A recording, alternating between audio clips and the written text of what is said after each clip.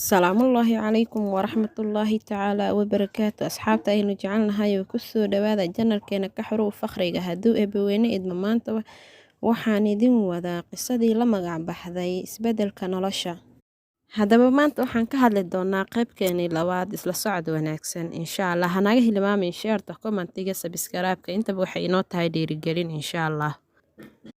Muddo 4 sano kadib geeridii hooyadeed iyo aabaheed idman waxay gaartay 9 sano.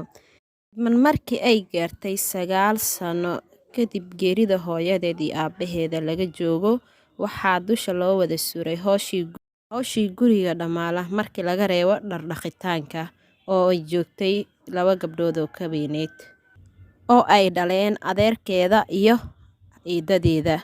Idman subaxii hore waxaa ka soo kicinaysay eedadeeda oo qaba adeerkeeda aabaheed la dhashay.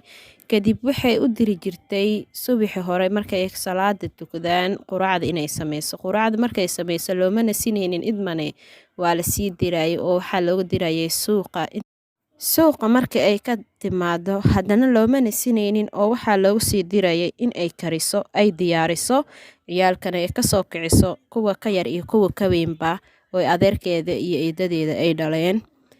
Idman mar waliba waxaa dusheeda ahaa culays aynan qaadi karin ayna awoodeedana lahayn. Kadib caruurta ay dhaleen eedadeeda iyo adeerkeeda aabaheed la dhashay way soo kacayeen oo waxay cunteynayeen oo way isdiyaarinayeen kadibna iskuulkooda waxbarashadooda ayay aadayeen dhammaantooda markii laga reebo hal kaliya ee ka yaraa idman oo isagana guri joogto ahaa oo isku dugsi bas dhiganayay.